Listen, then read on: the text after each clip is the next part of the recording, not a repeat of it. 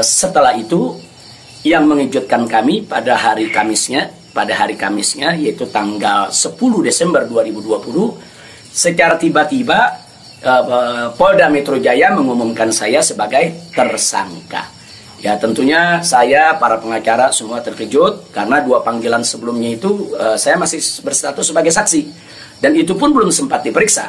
Rencana pemeriksaan tanggal 14 Desember, yaitu hari Senin yang akan datang ini.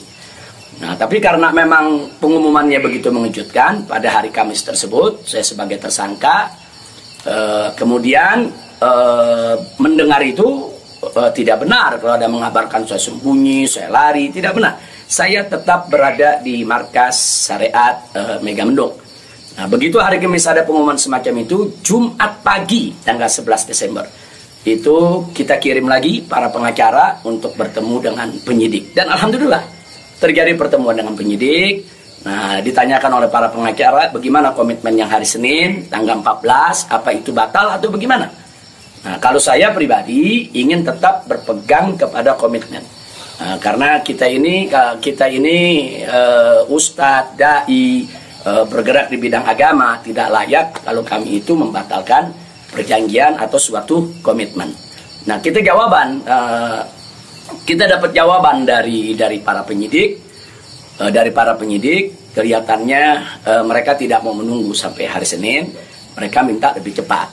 Nah, pada saat itu juga para pengacara minta kepada para penyidik, ya Habib Rizik siap dipanggil kapan saja, tapi tolong surat panggilannya dibuat. Surat panggilan sebagai tersangka. Kami tidak pernah terima. Kami tidak pernah terima. Tapi kelihatannya para penyidik agak keberatan untuk mengeluarkan surat tersebut. Akhirnya terjadi kesepakatan, kalau begitu cobalah bagaimana caranya supaya Habib bisa lebih cepatlah ke Polda Metro Jaya.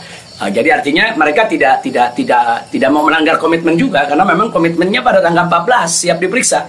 Nah, kita katakan melalui pengacara, kami bukan orang-orang yang suka ingkar janji, bukan orang-orang yang suka mengingkari komitmen yang ada. Tapi karena memang Polda Metro Jaya meminta lebih cepat, lebih baik menurut beliau, saya terima. Nah, karena itu pada malam ini saya umumkan untuk seluruh, yaitu anak bangsa, insya Allah besok hari Sabtu tanggal 12 Desember 2020 di pagi hari, saya bersama pengacara akan datang ke Polda Metro Jaya, insya Allah. Nah, jadi saya mau menunjukkan bahwa kita tetap punya komitmen untuk menjadi warga negara yang baik, untuk patuh hukum, untuk ikut melaksanakan daripada prosedur hukum yang ada. Nah, karena itu kepada semua media saya ingatkan, janganlah membuat berita-berita yang provokatif, berita-berita yang ada aroma adu domba, berita-berita yang membuat gaduh. Jadi tidak benar kalau saya lari, saya sembunyi, atau saya mangkir. Nah, itu yang ingin saya sampaikan. Nah, selanjutnya saya ingin menyampaikan kepada Polda Metro Jaya agar tidak terjadi kerumunan, agar tidak mengambil perhatian daripada masyarakat, agar juga tidak ada pihak ketiga yang memanfaatkan yaitu momentum soal penjemputan saya ini sehingga bisa menimbulkan kegaduhan.